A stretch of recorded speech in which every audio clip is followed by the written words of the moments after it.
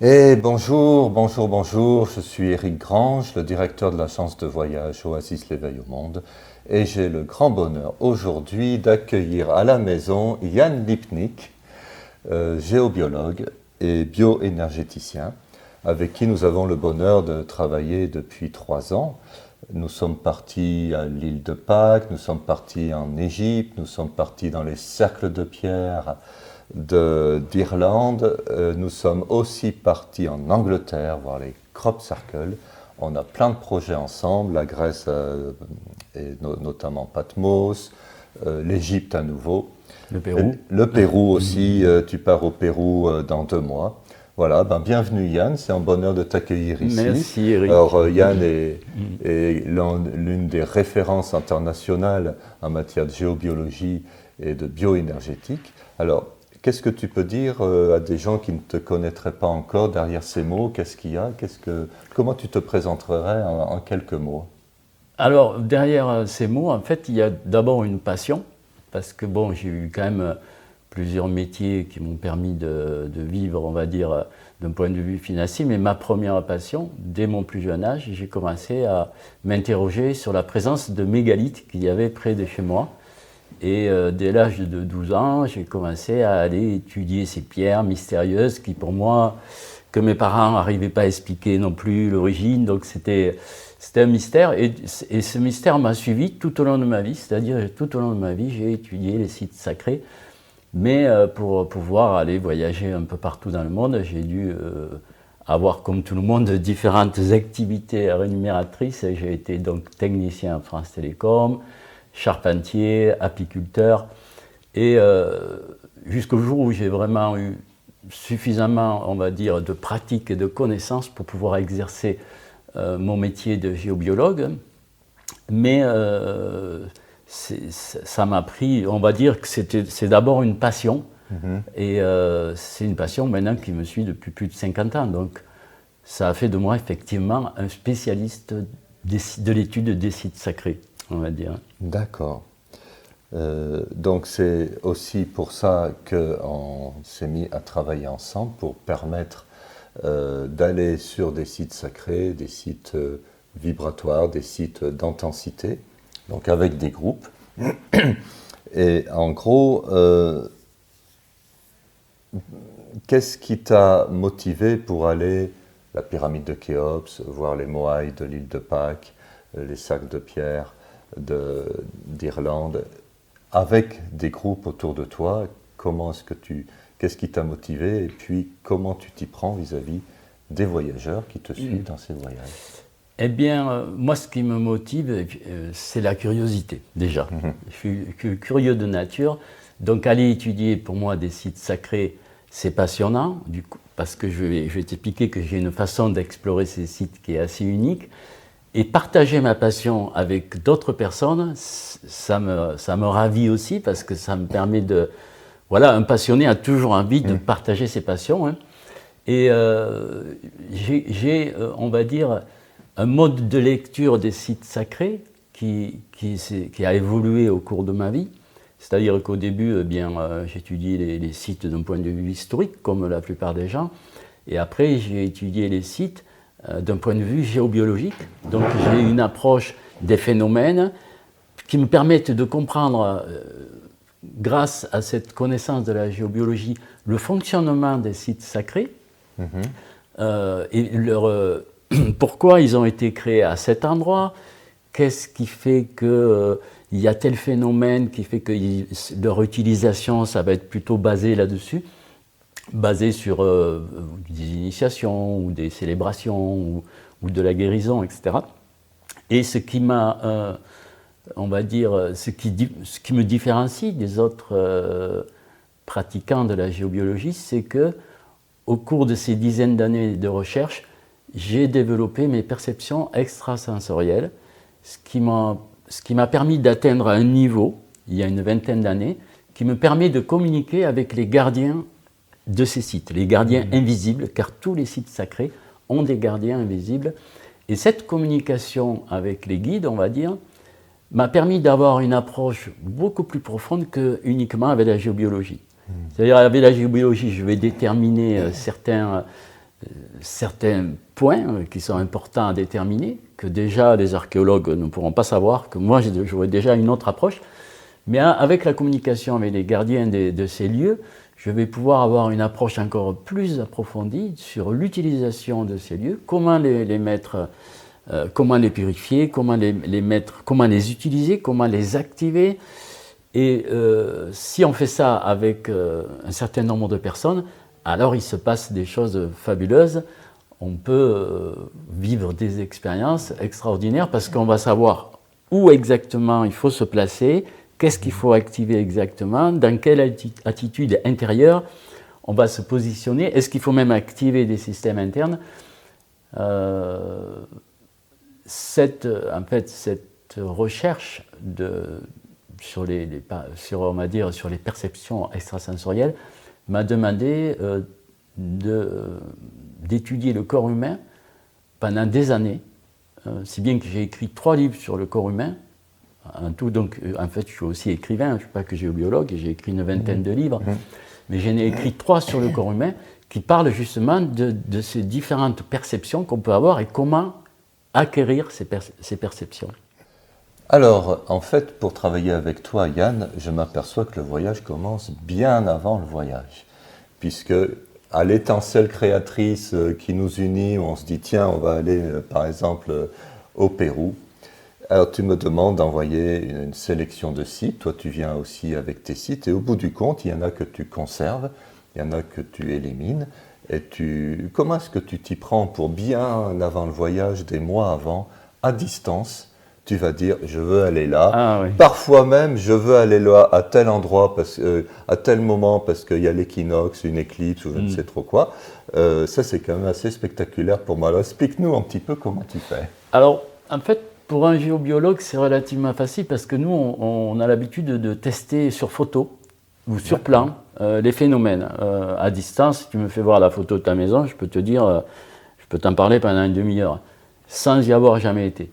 Donc quand je vois un site sacré en photo, à partir de là, je peux tester, mesurer, connaître quels sont les phénomènes géobiologiques qui vont rendre ce site particulier. On va dire, est-ce qu'il y a des vortex, des cheminées, des courants telluriques, des réseaux particuliers. Donc déjà, je veux avoir une analyse géobiologique. Et en plus de ça, mes guides me conseillent, mes guides personnels, qui sont aussi spécialistes évidemment en géobiologie, certains, vont me conseiller, vont me dire, oh non, ce site-là, il n'est pas super intéressant, alors que celui-là, il y aura plein de choses à vivre, il sera super intéressant. Donc j'ai aussi un conseil de mes guides personnels. Et si, après, quand je dois analyser le site un peu plus en profondeur pour savoir quel type d'expérience on pourrait vivre sur un site particulier, je vais carrément interroger les gardiens du lieu à partir de la photo, rentrer en communication télépathique, puisque c'est ma capacité, là, c'est le clair ressenti et la télépathie. Je vais rentrer en communication télépathique avec les gardiens du lieu pour leur demander qu'est-ce que vous souhaiteriez que je fasse sur ce lieu. Alors, en général, ils me demandent tous de le purifier, donc ça c'est sûr, je purifie les lieux à distance. Mais après, ils vont me dire, ah bien, il y a telle divinité qui vit dans ce lieu, bien, tu pourrais avoir peut-être une expérience de guérison ou une expérience initiatique, ou alors on va pouvoir célébrer les ancêtres de l'île, enfin, ou activer un point de régénération du lieu. Enfin, j'ai des propositions, donc après, on va mettre ça un peu dans le programme. Hein. J'ai déjà un peu une idée à l'avance, même si je ne suis jamais allé sur le lieu, je connais un peu, je connais déjà un peu les gardiens. Donc il y a déjà ce type d'approche, on va dire, à distance, qui pour un géobiologue est classique, puisque avant d'aller sur un lieu, même si on doit s'y rendre physiquement, on mesure toujours à distance où on va mettre les pieds, on va dire. Voilà, alors des mois après, on est avec le groupe. Et alors, je t'ai vu approcher d'un site, par exemple dans le temple égyptien, et là, avant de rentrer dans le temple, il se passe quelque chose avec les participants, avant de rentrer dans le temple. On a souvent eu ce temps d'arrêt, on ne rentre pas là d'un coup dans le temple, coucou, on est dedans. Tu passes le premier, et là, il y a quand même un certain nombre d'étapes des fois. Alors, effectivement, même bien avant, on va dire, il y a déjà une préparation des voyageurs, puisque je vais voir si personne n'a de karma avec le lieu ou avec le pays, ou même des karmas entre eux, pour essayer que l'ambiance soit le plus sereine possible déjà. Parce que si on a des mémoires avec un lieu, il peut se passer des choses négatives. Et donc là, déjà, je planifie la situation. Et ensuite, effectivement, avant de pénétrer dans un lieu, je vérifie si tout le monde est suffisamment purifié. Parce qu'on peut avoir des charges émotionnelles, des liens négatifs, des choses. Donc moi, mon métier de bioénergéticienne, c'est de purifier aussi les gens, purifier le lieu, purifier les gens. Et après, comment pénétrer dans le lieu? Est-ce qu'il faut auparavant ouvrir certaines portes invisibles pour que notre fréquence s'adapte à la fréquence du lieu, ainsi que tout le groupe s'adapte à la fréquence du lieu? Donc il y a une adaptation de fréquence, il y a un circuit à parcourir. Alors là, c'est en général le gardien du lieu qui me dit il faut faire le tour comme ça, dans le sens inverse des aiguilles d'une montre, comme on avait fait en Égypte. Finalement, moi, je suis le gardien du lieu, je ne sais pas jusqu'où il va nous amener. Puis des fois, il s'arrête devant une pierre, il dit là, cette pierre, il faut l'activer parce que ça va activer la géométrie sacrée du lieu, ou ça va activer le courant tellurique. Et donc, on avance de point par point, et je découvre ça en même temps que les gens. C'est ça qui est fantastique. C'est que moi, j'aime bien aller visiter des lieux, aller étudier des lieux que je n'ai jamais vus. Ça me permet d'être dans la découverte. Et là, on est vraiment dans le. C'est pas un truc que j'ai déjà fait, que je refais. Non, c'est un truc que je découvre en même temps que les gens. Donc, je suis aussi émerveillé que les gens. Finalement, c'est l'émerveillement qui permet de pénétrer dans ces mondes, on va dire, subtils. C'est qu'il faut toujours garder son âme d'enfant et toujours être capable de s'émerveiller. Si on est trop dans le mental et qu'on est trop, on va dire, bloqué par certaines idées, non, il faut ouvrir son cœur d'enfant et pénétrer dans un lieu comme ça, on rentre dans le merveilleux, qui est quand même réel dans le monde invisible, et c'est ça qui fait, qui fait le charme, on va dire, de ces voyages. Ouais. Oui, parce que pour avoir assisté et t'avoir accompagné dans certains voyages, je me souviens quand nous sommes, les images qui me venaient en tête, c'était Abou Sir, Abou Korab, les temples du soleil, qui est un lieu qui est totalement fermé aux touristes, donc on a pu avoir cet accès-là. Et en fait, ce qui est incroyable avec toi, c'est qu'on vit les choses en direct, ce n'est pas préparé à l'avance, c'est-à-dire Yann se laisse guider et on va à certains endroits. Et notamment, par exemple, dans cette expérience que nous avons fait ensemble, tu as proposé un exercice aux participants, c'est-à-dire ils devaient aller dans un endroit particulier. Donc là, il s'est réveillé quelque chose d'assez inattendu, on va dire, parce qu'on ne s'attendait pas à ça, quoi. Oui, c'est ça qu'il y a de bien, c'est qu'il y a vraiment des choses qui sont imprévues. Et puis, ce qu'il faut voir, c'est que aussi, je prépare les gens en amont, c'est-à-dire que dès qu'on a 1 heure ou 2 de libre, je leur donne des petits cours de clair ressenti pour que déjà, ils sachent comment approcher un lieu, comment le ressentir. Je pense que tout le monde est sensible finalement, mais peu de gens savent se l'expliquer. On va dire, tout le monde est capable, en rentrant dans un endroit, de sentir s'il est bien ou pas bien. Mais personne n'est capable d'expliquer pourquoi. Et en fait, c'est ça un peu que j'aime bien, c'est aussi faire participer les gens, comment leur apprendre à ressentir, de façon à ce qu'ils aient une approche aussi. Dès qu'il y a un phénomène à ressentir, je les amène à le ressentir, pour qu'ils puissent le sentir eux-mêmes et que ce ne soit pas juste comme, je ne sais pas, un médium va dire alors c'est comme ça, puis voilà. Non, là, moi, il y a un phénomène, je vais vous faire voir comment je le ressens et comment vous pouvez le ressentir. Et bon, d'ailleurs, dans mon école, c'est ce que je fais, j'apprends aux gens à ressentir le monde invisible. C'est-à-dire que dans les voyages, il y a une alternance entre les temps d'expérimentation sur site, mais aussi on a des temps en salle de séminaire où là, des fois avec en tableau blanc ou en PowerPoint, ou des fois des outils que tu transmets, des outils matériels que tu transmets aux participants. Et là, on est en phase à la fois de débriefing de ce qu'on a vécu, de briefing par rapport à ce que l'on va vivre, mais aussi de transmission, on va dire, presque pédagogique de certains points pour que ce ressenti qu'ils aient puisse amener peut-être du sens. Oui, puis moi j'aime bien qu'ils puissent confirmer par eux-mêmes des expériences. Donc ce que je leur apprends souvent, c'est le clair ressenti, mais la radiesthésie sans pendule. Alors je leur donne un biomètre, c'est comme un cadran, et l'exercice consiste à trouver le pourcentage de pureté d'un lieu, le pourcentage de ceci ou de cela. Et finalement, les gens Bon, il y en a quelques-uns qui ont déjà fait du pendule, par exemple, mais même les gens qui n'ont jamais rien fait, ils y arrivent. Et à la limite, ils y arrivent plus vite que les gens qui utilisent un pendule, parce que, voilà, pour eux, ben, je leur explique que c'est tout simple et que c'est naturel, et je ne mets pas une complexité là-dedans.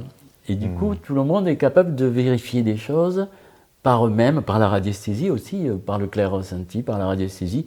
Et puis, des fois, il y a dans les groupes des gens qui sont médiums, il y a des gens qui sont clairvoyants, et qui vont confirmer aussi des expériences vécues, parce qu'eux-mêmes, ils ont des capacités. Ça, c'est intéressant aussi. Même bien les accompagnateurs, on a une accompagnatrice qui est très médium, qui nous fait vivre aussi des expériences. Enfin, c'est assez extraordinaire, hein, finalement. Donc, les participants, est-ce qu'il y a des participants qui ont eu des expériences, peut-être, on va dire carrément, de guérison, ou des expériences de révélation, des gens qui ont pu, par exemple, avoir changing life événement, c'est quelque chose qui les change dans leur vie, peut-être dans leur perception, après le voyage, c'est-à-dire que dans la vie de tous les jours, est-ce que comment s'incarnent un peu les bienfaits du voyage? Comment ça peut s'incarner? C'est multiple, évidemment. C'est multiple, mais c'est très visuel. Moi, je sais que quand, par exemple, donc je suis bioénergéticien, quand je reçois des gens pour un soin, si je prends une photo de avant et une heure après le soin, ils n'ont plus le même visage.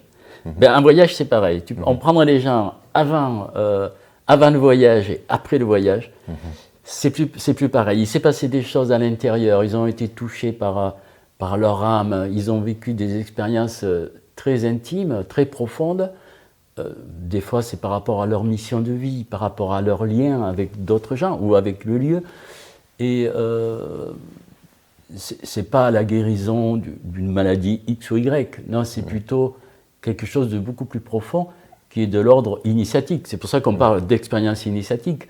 C'est thérapeutique dans le sens où plus on se sent bien dans son corps, eh bien moins on a de chances d'être malade finalement, hein, tout simplement. Donc plus on a notre âme qui est intégrée à nous, qui est fluidifiée à nous et dont la relation est fluidifiée, et bien plus on va se sentir en accord, en harmonie avec le vivant.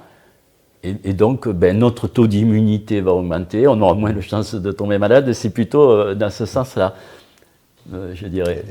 Et cette transformation, est-ce que pour toi, elle est plus facile à obtenir quand on est sur les grands sites, pyramides de Khéops, etc. Ou est-ce que ça peut se faire partout? Comment est-ce que les choses se font? Disons que ces sites-là, quand on les active, les fréquences montent énormément. Donc il va y avoir une ouverture intérieure très grande, et les expériences dans ces sites qui ont des milliers d'années vont être tellement puissantes que ça va s'inscrire au plus profond de l'être et ça va devenir des expériences inoubliables. C'est pas comme une séance de thérapie qu'on va vivre dans un salon. Là, c'est dans un lieu inoubliable avec des fréquences fantastiques qui sont rarement atteintes, comme quand on a activé la pyramide de Khéops, qu'on avait privatisée.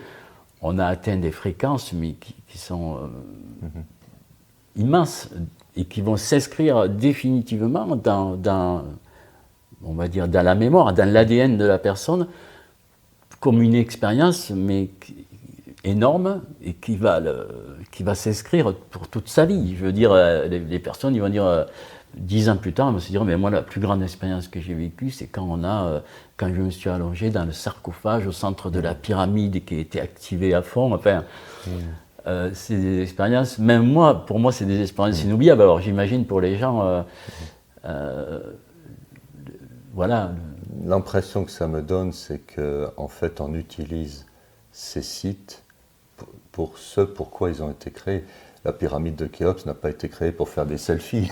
Non, ni pour être un tombeau d'ailleurs. Ni pour être un tombeau. Voilà, donc en fait, là, on est vraiment sur les sites pour ce qu'ils ont à nous offrir comme transmission, on va dire, mystique, quelque part. Voilà, c'est pour ça qu'on ne peut pas aller aussi non plus dans tous les sites, parce qu'il y a mes guides, des fois, qui me disent, ce site-là, il a été trop détruit, les systèmes ne fonctionnent plus, les divinités sont parties, enfin. Et il y a d'autres sites, ils disent, ah non, celui-là il est parfait, il y a toujours les divinités qui sont là, il y a des systèmes qui fonctionnent, on va pouvoir faire quelque chose d'intéressant. Mais on va dire que sur 10 sites archéologiques, tu en as toujours 2, 3 qui sont pas obsolètes, mais qui ont été trop détruits, on va dire, au fil du temps. Les divinités sont parties, les systèmes éthériques ne fonctionnent plus. Donc on peut voir ça comme des antiquités, mais nous, ce qui nous intéresse, c'est que ça fonctionne encore. Voilà. Comment utiliser un site qui fonctionne et à quoi il sert? Ben, si c'est une célébration, ben, on va célébrer. Et si c'est une initiation, on va vivre des expériences mystiques au cours desquelles on va méditer peut-être 20 minutes dans une atmosphère particulière.